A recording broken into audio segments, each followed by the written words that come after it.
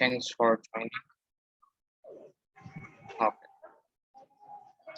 So let me share my screen.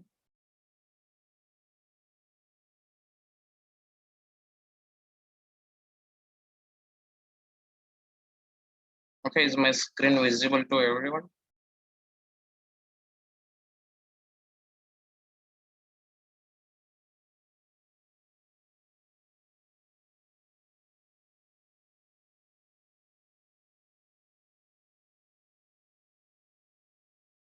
Hello. Yeah. Okay. Thanks, Ankit. So last session में हम लोगों ने देखा था कि किस तरीके से हम लोग किस तरीके से हम लोग टेबल क्रिएट कर सकते हैं एंड कैसे फॉर्म क्रिएट कर सकते हैं, लाइक HTML की एडवांस थिंग्स जो है वो हमने कवर कर रखे थे. सो आज के सेशन से हम लोग कुछ CSS के बेसिक्स स्टार्ट करने वाले हैं. So let me create a new folder. इस बार हम लोग फोल्डर क्रिएट करेंगे, ना कि फाइल. ओके, बिकॉज इसके अंदर अभी हमारे पास मल्टीपल फाइल्स क्रिएट हो गए. So this is our day 3 folder. Okay, and इस फोल्डर के अंदर हम लोग फाइल क्रिएट करेंगे. First of all index.html. So now by default अब जब भी किसी आप लोगों ने देखा होगा कोई भी वेबसाइट हम लोग ओपन करते हैं तो उसका होम पेज आता है, और वो होम पेज जो है वो बाय डिफॉल्ट इंडेक्स के नाम से सेव होता है. Why index? So for example आप कोई भी नोटबुक लेते हो तो उस नोटबुक पे फर्स्ट पेज क्या रहता है, इंडेक्स का रहता है, जहाँ पे आप पूरी चीज बताते हो, ओवरव्यू बताते हो अपने नोट में क्या क्या हुआ, क्या क्या लिख रखा है अपना. ठीक है, सो वो होता है हमारा इंडेक्स पेज नोटबुक के अंदर. तो सेम उसी टाइप यहाँ पे जब भी हम कोई भी वेबसाइट क्रिएट करते हैं उसमें फर्स्ट पेज हमारा इंडेक्स का रहता है, कि वहां पे हम लोग वेबसाइट का होम पेज क्रिएट करते हैं कि पूरी वेबसाइट का वहीं पे ओवरव्यू मिल जाए कि कौन सी वेबसाइट है वो. ओके, सो यहाँ पे हमने फोल्डर के अंदर क्रिएट कर लिया index.html. एंड अभी इसके अंदर हम लोग क्रिएट करेंगे हमारा बॉयलर प्लेट. एंड यहाँ पे मैं लिख देता हूँ day 3 boot camp. Okay, so now we will discuss about some HTML tags जो कि CSS के साथ बढ़िया तरीके से वर्क करते हैं. जिसमें से फर्स्ट ऑफ ऑल एक टैग है जिसका नाम है div टैग, जो कि मोस्ट ऑफ टाइम हम लोग यूज में लेंगे. div टैग का मतलब क्या है, डिवीजन टैग, यानी कि कोई भी चीज का कोई भी पार्ट का डिवीजन क्रिएट करना, डिवाइड करना. तो यहाँ पे हम लोग डिवीजन क्रिएट करने के लिए यूज करते हैं. डिवीजन टैग के अंदर हम लोग बहुत सारे टैग्स लिख सकते हैं. सो अभी ये जितने भी मैं आपको टैग्स बता रहा हूँ वो सारे टैग हम लोग CSS के साथ वर्क में लेते हैं, कि जब हम लोग CSS कर रहे होंगे साथ में ये टैग का यूज करेंगे. तो इसका हम लोग जब CSS अभी हम लोग इस सेशन में कवर करेंगे CSS बेसिक्स, तब मैं आपको बताऊंगा कि ये टैग एक्चुअल में कहाँ पे यूज होता है. ठीक है, अभी हम लोग टैग्स के नाम देख लेते हैं कि कौन से नाम के टैग्स जो है वो चीज हम लोग यूज करते हैं while we are using CSS. सो एक तो हो गया हमारा, हम लोग एक नोटपैड फाइल क्रिएट कर लेते हैं.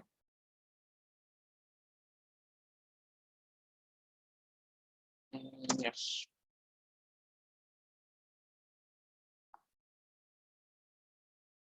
जिसके अंदर मैं आपको सारे टैग्स की एक लिस्ट बता देता हूँ कि कौन से टैग्स रहेंगे.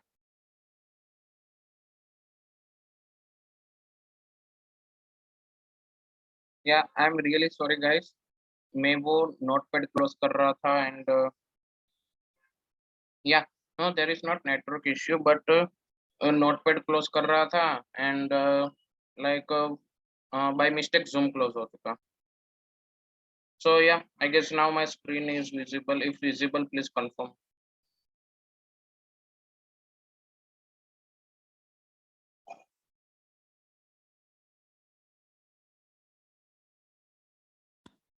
Okay, thank you. Yeah, let's go. So हम लोग लिस्ट क्रिएट कर लेते हैं कौन से सेक्शंस, मतलब कौन से टैग जो है वो हम लोग यूज करने वाले हैं. Okay, so first tag is div tag, जिसका हम लोग यूज करने वाले हैं. उसके बाद दूसरा है सेक्शन टैग. अब सेक्शन टैग क्यों यूज होता है हमारा, क्योंकि हम अलग अलग सेक्शंस क्रिएट करते हैं, लाइक हीरो सेक्शन हो चुका हमारा, देन अबाउट अस का सेक्शन हो चुका है एक पेज के अंदर, देन इवेंट्स का सेक्शन हो चुका, फुटर सेक्शन हो चुका।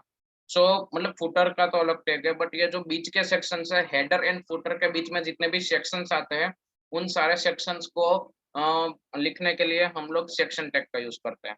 देन थर्ड नंबर का आ चुका है मेन टैग। अब मेन टैग क्या है कि हेडर टैग और फुटर टैग, उनके बीच का जो भी कंटेंट रहेगा हमारा, वो सारा मेन टैग के अंदर आएगा, क्योंकि वो हमारा मेन कंटेंट है पेज का। सो उसके लिए हम लोग यूज करते हैं मेन टैग, और उस मेन टैग के अंदर आएगा हमारा सेक्शन टैग, और उस सेक्शन के अंदर आएगा हमारा ड्यू टैग, और उसके अंदर बाकी सारे आते हैं। For example, just a second.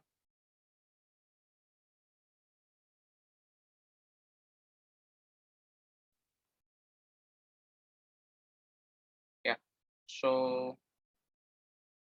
Okay,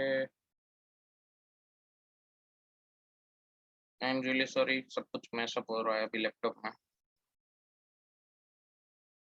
क्या सो फॉर एग्जांपल, यहाँ पे मैं क्रिएट करता हूँ एक मेन टैग। उस मेन टैग के अंदर हम लोग लिखेंगे हमारा सेक्शन। मान लो हम लोग यहाँ पे क्रिएट कर रहे हैं अबाउट अस सेक्शन, ठीक है। तो उसके अंदर हम यहाँ पे एक सेक्शन टैग यूज करेंगे, और उस सेक्शन टैग के अंदर हम हमारा डिव ऐड करेंगे, कि मान लो हम लोग अबाउट का हेडिंग क्रिएट कर रहे हैं। तो ये हो चुका हमारा अबाउट का हेडिंग, और उसके अंदर हम एक डिव क्रिएट करेंगे, और डिव के अंदर हम लोग एक h1 टैग डालेंगे कि अबाउट अस। इस तरीके से हम लोग लिखेंगे, तो ये पूरा हमारे पास एक यू नो स्ट्रक्चर्ड वे में क्रिएट हुआ है सारी चीजें। हम डायरेक्ट H1 भी लिख सकते हैं, बट ये सारे टेक्स्ट का यूज क्यों करना है, बिकॉज हम जब बड़ी वेबसाइट में वर्क करेंगे तब ये सारी चीजें हम लोगों को स्ट्रक्चर्ड वे में हम लोग यूज कर पाएंगे, कि हम जब वो वेब पेज में बड़ी वेबसाइट होगी तो पूरा कोड हजारों की लाइन में यहाँ पे कोड लिखा हुआ होगा, तो वहां पे हम कुछ सारा कुछ मैसअप ना हो जाए, और हमें अच्छे से समझ में आए कि कौन सी चीज कहाँ पर है और कौन सा सेक्शन कहाँ पे स्टार्ट हो रहा है। So for that we are using this type of tags, जो कि हमें बताते हैं कि यहाँ से सेक्शन स्टार्ट हो रहा है, यहाँ से ड्यू स्टार्ट हो रहा है, ये हमारा मेन पार्ट है।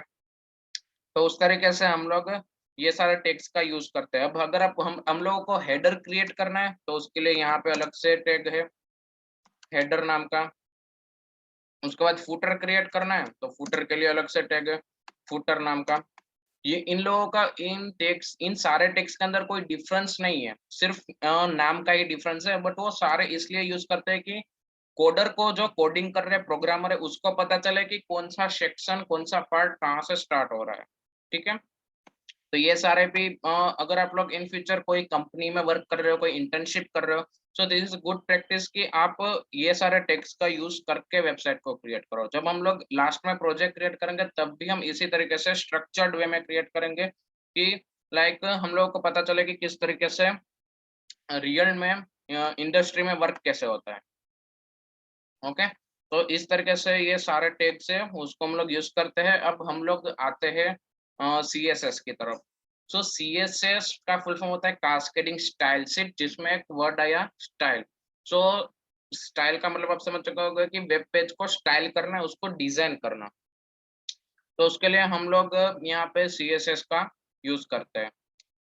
अब CSS हम लोग HTML के अंदर तीन तरीके से लिख सकते हैं। Number one inline CSS, number two internal CSS। Let me right here, मैं इसी नोटपैड फाइल के अंदर लिख लेता हूँ टाइप्स ऑफ CSS, ठीक है। जिसमें नंबर वन पे आती है इनलाइन CSS, नंबर टू पे आती है इंटरनल, ओके, और नंबर थ्री पे आती है एक्सटर्नल। ये तीन टाइप की यहाँ पे हमारे पास CSS रहती है। अब तीनों में डिफरेंस क्या है, फर्स्ट ऑफ ऑल देखते हैं इनलाइन CSS का क्या मतलब है। मान लो मैं यहाँ पे एक H1 के हेडिंग में लिख रहा हूँ LBT कम्युनिटी, ठीक है, ये चीज मैंने यहाँ पे लिख दी। एंड अभी मैं इस वेब पेज को लाइव करता हूँ सर्वर के ऊपर।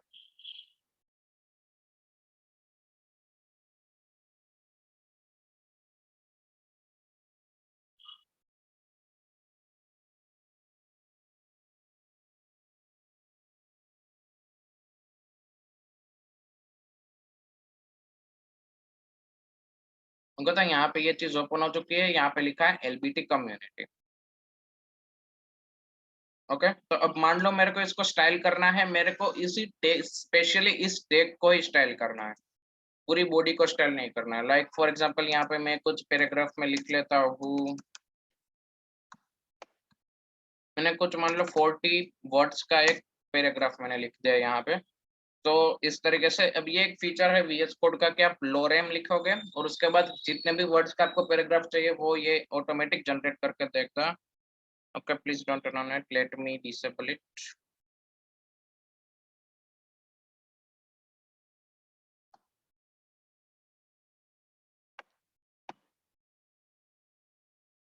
ओके सो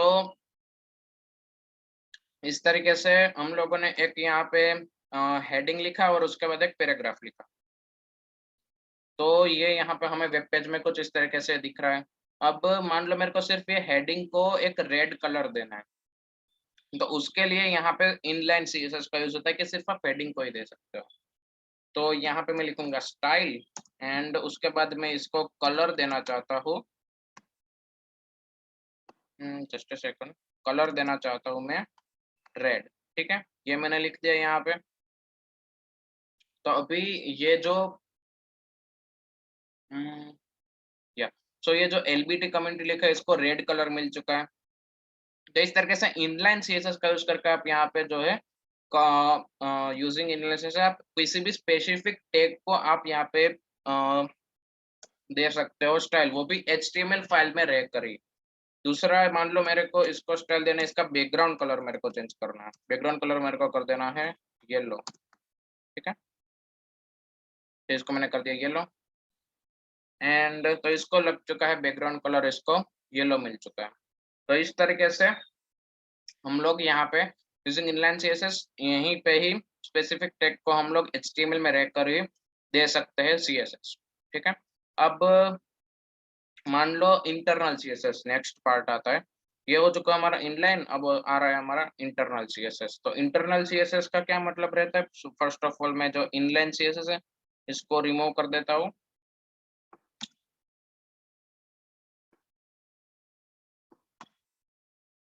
ठीक है, तो अब इंटरनल सीएसएस यानी कि एचटीएमएल के अंदर रहकर ही हम लोग सीएसएस लिख सकते हैं, बट वहां पे एक ही जगह पर सारी सीएसएस आ जाएगी, जबकि हम लोग एक टैग के अंदर स्पेसिफिक सीएसएस लिख रहे थे और वो हो गया हमारा इंटरनल सीएसएस, जबकि सॉरी इनलाइन सीएसएस। जबकि इंटरनल सीएसएस के अंदर हम लोग एचटीएमएल फाइल के अंदर किसी भी एक पर्टिकुलर जगह पर यानी कि हेड टैग के अंदर हम लोग सारे पेज की सीएसएस लिख सकते हैं। फॉर एग्जाम्पल मैं टाइटल टैग के नीचे एक स्टाइल नाम का टैग आता है उसको ऑन करता हूँ और उसके अंदर मान लो मैं देना चाहता हूँ हेडिंग को येलो कलर, मैं यहाँ पे रहकर भी दे सकता हूँ। सो मैं H1 को यहाँ पे देना चाहूंगा येलो कलर, कलर येलो। तो इस तरीके से मैंने किया तो इसको येलो कलर मिल चुका है। मैं इसको येलो की जगह पर दे देता हूँ फॉर एग्जाम्पल रेड।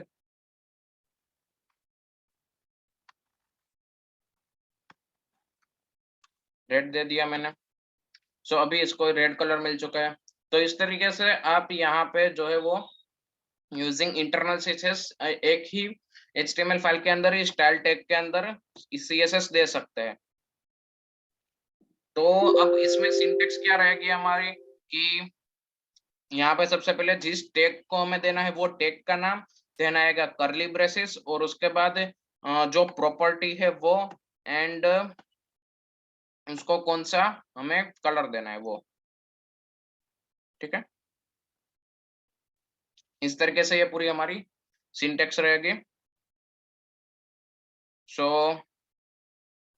यहाँ पे मान लो मेरे को पैराग्राफ को बैकग्राउंड येलो देना है, सो मैं यहाँ पे पी टैग लिखूंगा, उसके बाद करली ब्रेसेस के अंदर लिखूंगा मैं बैकग्राउंड कलर और वो दे दूंगा मैं येलो।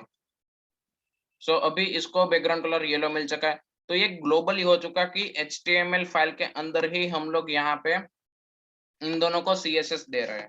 तो this is called internal CSS. इस तरीके से हम लोग इंटरनल सीएसएस लिख सकते हैं। अब नेक्स्ट थिंग आ चुकी है हमारे पास, वो हो चुकी external CSS. So external CSS means अलग से फाइल क्रिएट करना है सीएसएस की एंड उसके बाद हम लोग वहां पे सारा CSS का कोड लिखें, ताकि HTML फाइल के अंदर सिर्फ HTML का ही कोड रहे और CSS फाइल के अंदर सिर्फ CSS का कोड रहे। तो दोनों कोड मिक्स ना हो जाए, उसके लिए ये चीज है, ये एक्सटर्नल CSS जो कि मोस्ट ऑफ यूज में रहते हैं। मतलब अभी के टाइम में मोस्ट ऑफ हम लोग एक्सटर्नल CSS को ही यूज करते हैं। तो मैं यहाँ पे एक फाइल क्रिएट कर लूंगा, मान लो style.css, ताकि हमें पता चले कि ये मेन स्टाइल की फाइल है, कि यहीं पे सारी वेबसाइट की स्टाइल दी गई है।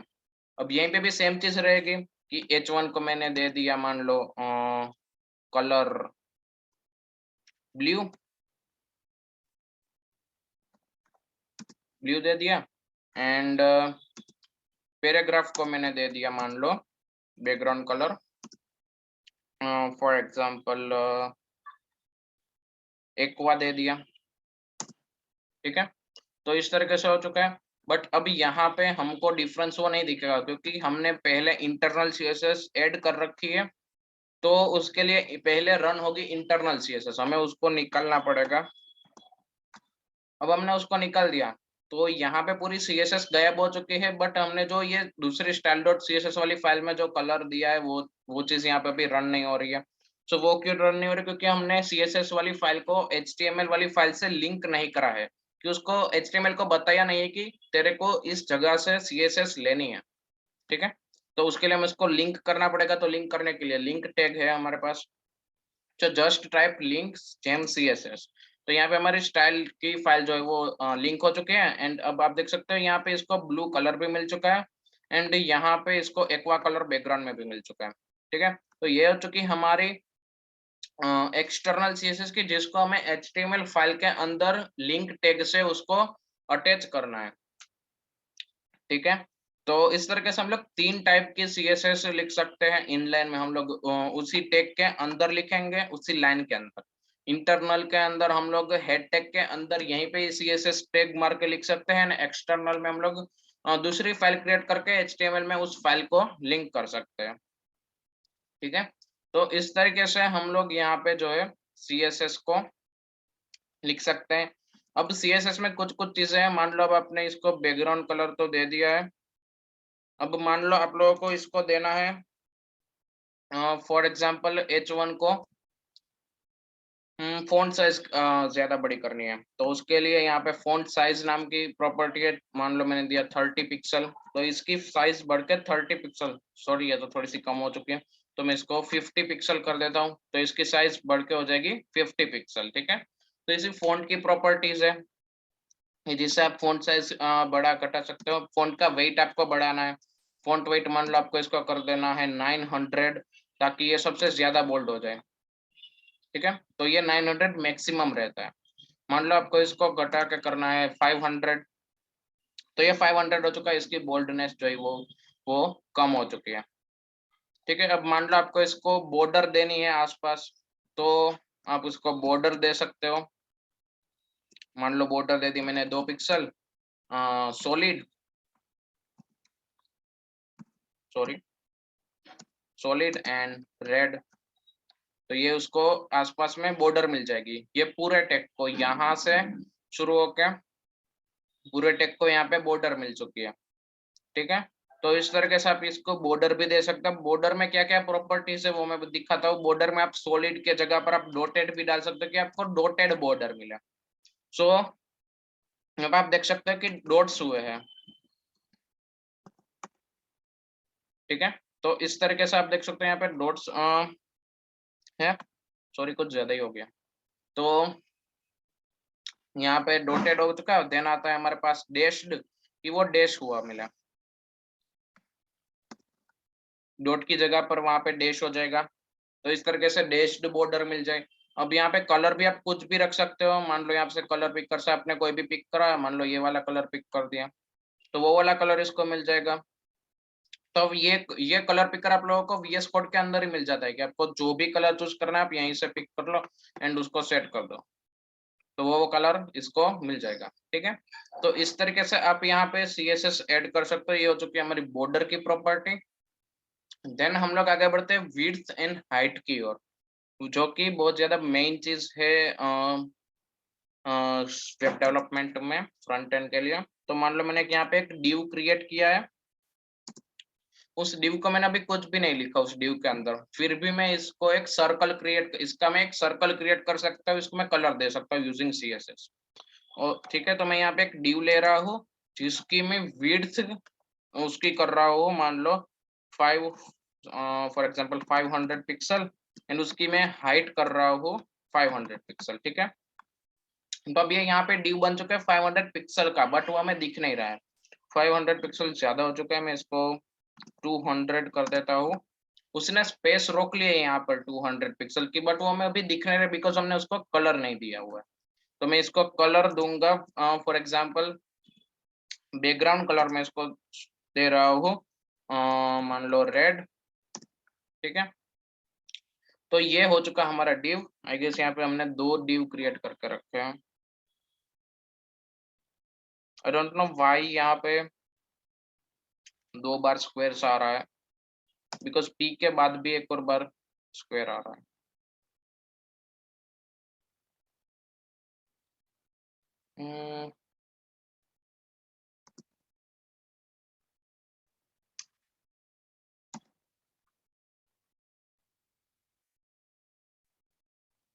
डोंट नो, ओके, उसको छोड़, हम देखते हैं बाद में। हम इसको भी बॉर्डर रेडियस देते हैं, यानी कि कितना इसको राउंड शेप में करना है। मान लो मैं इसको 50% करता हूँ, तो ये 50% राउंड हो जाएगा। ठीक है, अब ये यहाँ पे भी राउंड हो रहा है, मुझे इसको देखना पड़ेगा। ओके, सो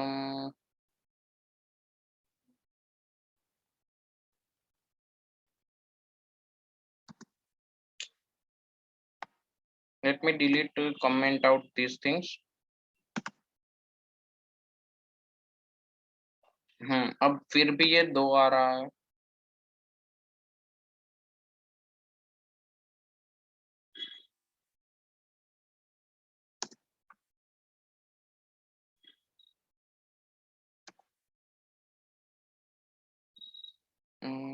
मैं div की जगह पर कुछ आई गेस सेक्शन लेने की ट्राई करता हूँ। ओके, तो अब ये यहाँ पे एक आ चुका है, बट वो div क्यों आ रहा था पता नहीं। आई गेस यहाँ कहीं पे अभी एक div है, बट वो डोंट नो क्या इश्यू है।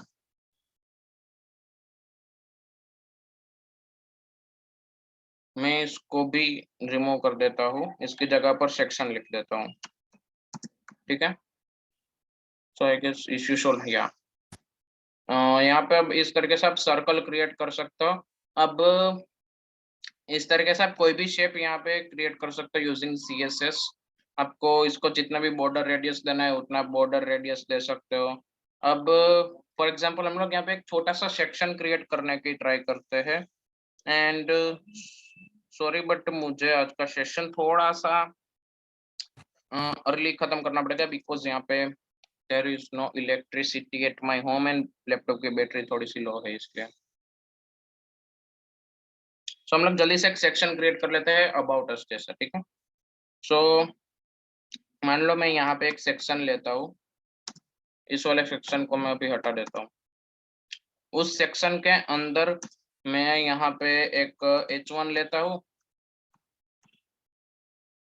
जिसको मैं नाम देता हूँ अबाउट अस। ठीक है, एंड उस अबाउट अस के बाद मैं एक p टैग लेता हूँ जिसमें मैं लिख लेता हूँ lorem 30। तो ये 30 का मेरे पास एक पैराग्राफ क्रिएट होकर आ चुका है। तो इस तरीके से हमने ये लिख दिया, एंड यहाँ से मैं पूरी स्टाइल को अभी हटा देता हूँ। ठीक है, तो इस तरीके से हमने क्रिएट कर लिया। अब मान लो इस सारी चीजों को हमें लेना है सेंटर के अंदर, तो हम लोग इसको सेंटर में ले लेंगे first of all section, and उसके बाद उसके अंदर हम लेंगे यहाँ पे टेक्स्ट अलाइन सेंटर, ताकि किसी भी टेक्स्ट को आप सेंटर में ले जा सकते हो यूजिंग दैट। तो ये सारी चीजें अभी यहाँ पे सेंटर में आ गई। जो हमने कल सेंटर टैग का यूज करके किया हुआ था वो चीज को हमने अभी यूजिंग CSS कर लिया सेंटर। ठीक है, और मान लो इसको हमें देना है अब बैकग्राउंड कलर। बैकग्राउंड कलर में इसको कोई थोड़ा सा लाइट सा दे देते हैं, लाइक ये वाला दे देते हैं। ठीक है, ये थोड़ा सा अच्छा लग रहा है। एंड मान लो अब इस चीज को हमें सबसे पहले हम बॉडी में से थोड़ा सा पेडिंग एंड मार्जिन को रिमूव करते हैं। पेडिंग एंड मार्जिन क्या चीज रहती है वो मैं आप लोगों को दिखाता हूँ। सो फॉर एग्जाम्पल इसमें मैं एक बॉर्डर ऐड करता हूँ 30 पिक्सल, सॉरी ज्यादा बोल गया मैं, solid 2 pixel solid and red. ठीक है, मैंने इसको एक बॉर्डर दे दिया इस चीज को। अब पेडिंग एंड मार्जिन का मैं आप लोगों को डिफरेंस बताता हूँ क्या रहता है। तो मैं मान लो यहाँ पे मार्जिन दे रहा हूँ, सॉरी मार्जिन दे रहा हूँ 30 पिक्सल का। तो इसको सभी साइड से मार्जिन मिल जाएगा, लेकिन वो बाहर से मिलेगा। देखो वो चीज उसको बाहर से मिली हुई है कि वो बॉडी के मतलब जो वो सेक्शन है उसको बॉर्डर के बाहर से उसको वो स्पेस लेके अंदर आया है। जबकि हम लोग पेडिंग देंगे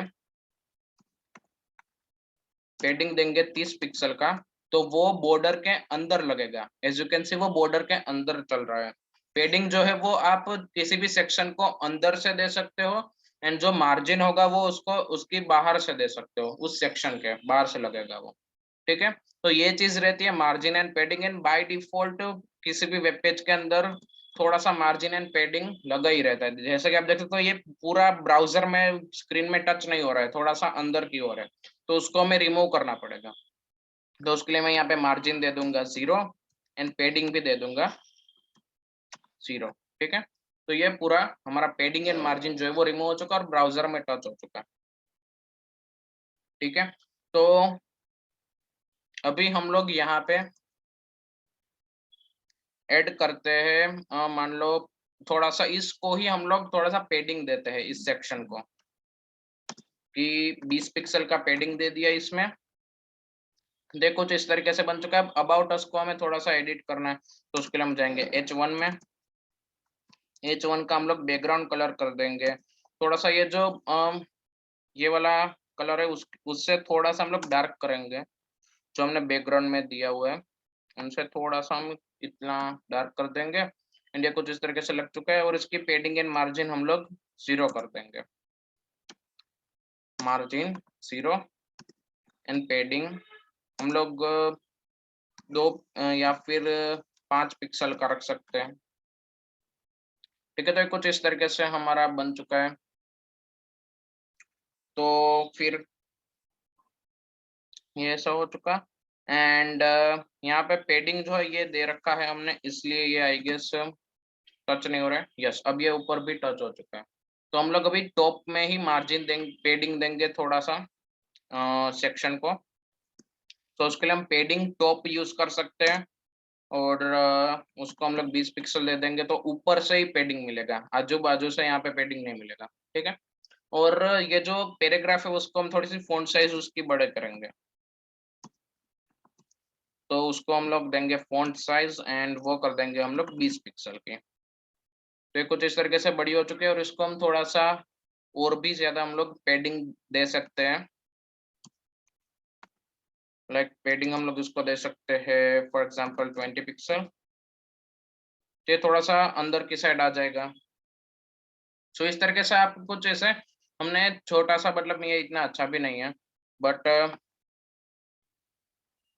या सो वो इतना अच्छा भी हमने सेक्शन अभी क्रिएट नहीं किया हुआ है।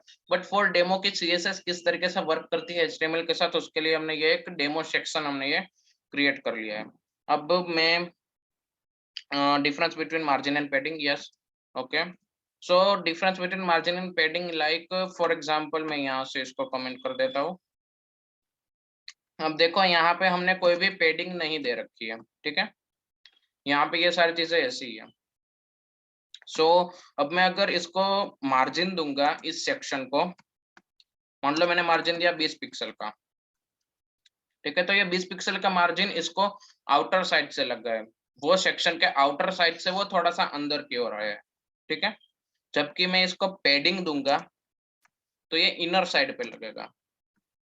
पैडिंग दिया मैंने 20 पिक्सल का, तो ये इसको लगेगा इनर साइड से। देखो ये जो अबाउट अस का था वो थोड़ा सा नीचे आ चुका है, लेफ्ट राइट टॉप बॉटम से। ये थोड़ा सा मतलब इस तरीके से इसका डिफरेंस है कि पेडिंग होगा वो इनर साइड से लगेगा, और जबकि जो मार्जिन होगा वो आउटर साइड से लगेगा। ठीक है, सो this is the difference between पेडिंग and margin.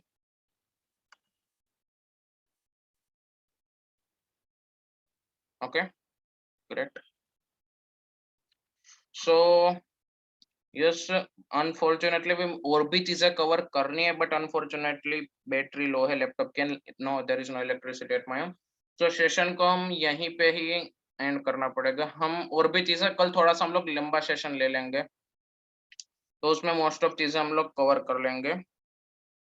Okay, so I guess इस सेशन में आपको कोई भी क्वेश्चन हो so you can ask, otherwise I am, otherwise आपको अभी फीडबैक फॉर्म दिया जाएगा, you can fill that feedback form, and also you can follow us on our social handles भी आपको यहीं पे मिलेंगे अभी चैट के अंदर, and you can follow me also.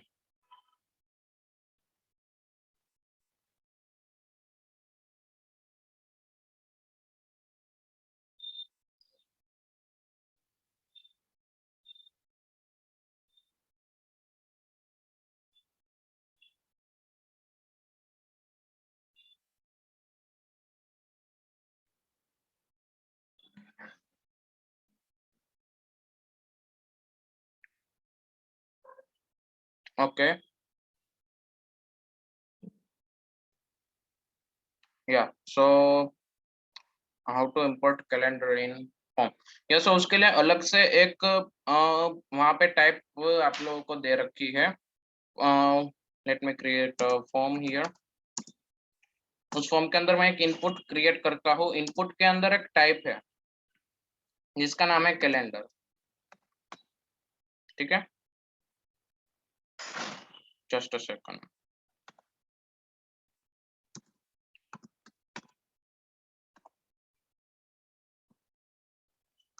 Sorry, I guess date है, डेट या फिर कैलेंडर, ऐसा कुछ आप लोगों को पहले से ही वो लोग क्रिएट करके दे रहे हैं। या date, as you can see date के अंदर आप यहाँ पे कैलेंडर ओपन कर सकते हैं, तो यहीं से आप डेट ऑफ बर्थ एंड वो सब वाली चीज आप ले सकते हैं।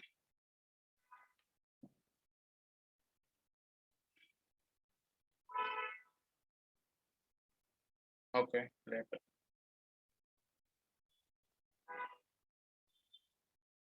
या जस्ट अ सेकंड, या you can fill this attendance form.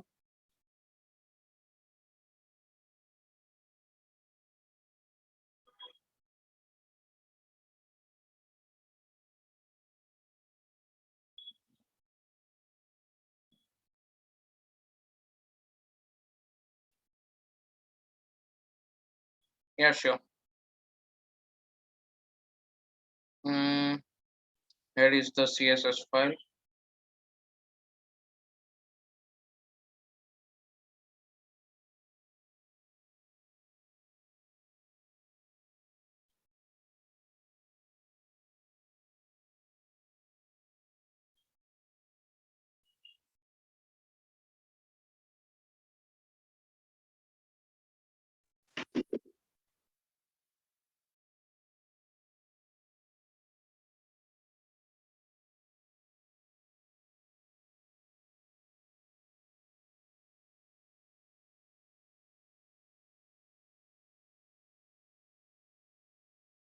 Okay, I guess there is no other questions, so let me stop the screen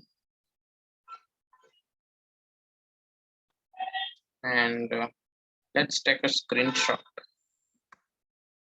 Right.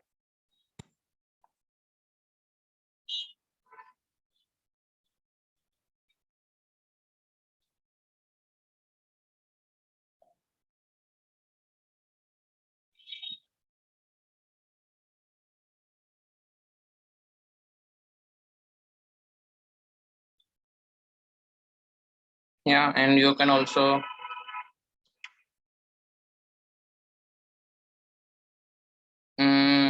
या दीपक, रिकॉर्डिंग के जो सेशंस, अगले 2 सेशंस की रिकॉर्डिंग्स है वो भी डिस्कॉर्ड पे पर्टिकुलर चैनल के ऊपर शेयर कर रखा है, सो वहां से तुम एक्सेस कर सकते हो। Otherwise I can share you the link, particular playlist link, just a second. I am sharing that playlist link. उस playlist के अंदर सारे जो भी सेशन होंगे है उसके प्रीवियस सेशन के रिकॉर्डिंग्स हैं।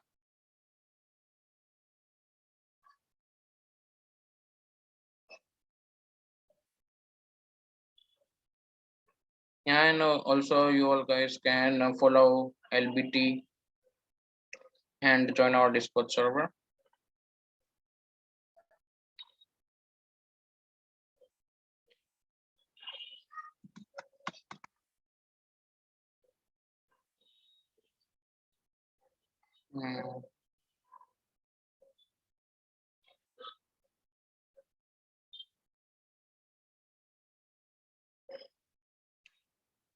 Okay, just a second guys, I am sharing that playlist link.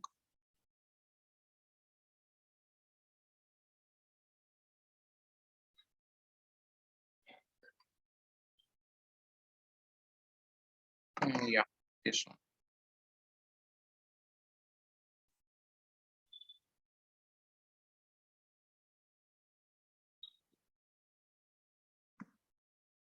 Okay, here is the playlist link जिस पे जाके आप लोग sorry yeah, so here is the playlist link जहाँ पे जाके आप लोग सेशंस का रिकॉर्डिंग देख सकते हो and you can also subscribe that channel, that is also my channel.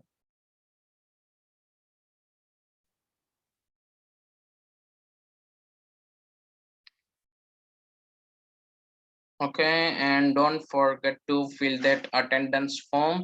And yes, also at the end of the bootcamp जो project में जिसका सबसे अच्छा project रहेगा उसको हमारे साथ तरफ से swags भी मिलने वाले, so stay tuned.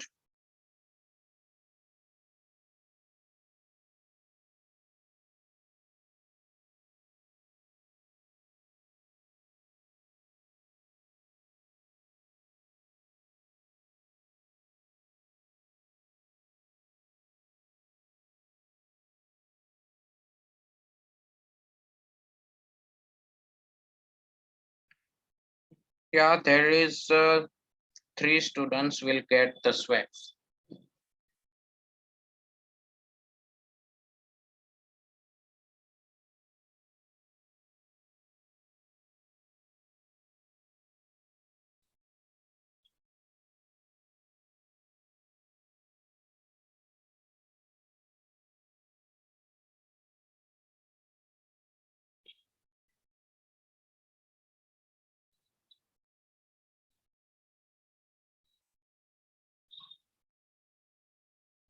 Only attendees can only attendees can participate in the session bootcamp, or other ones can submit their project, we will review them, but the swags will only give to the attendees and मतलब जिसने attend कर रखा होगा और साथ में project भी बढ़िया क्रिएट कर रखा होगा उनको मिलेगा. And yes, certificate will given to all the participants and साथ में हम लोगों को मेरिट सर्टिफिकेट भी दिया जाएगा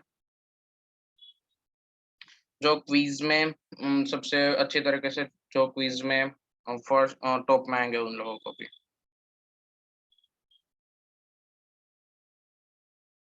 Yeah, today's class is completed. And yeah, swags, that is surprise for you guys. अगर हम लोग अभी से रिवील कर देंगे so swags का क्या मजा.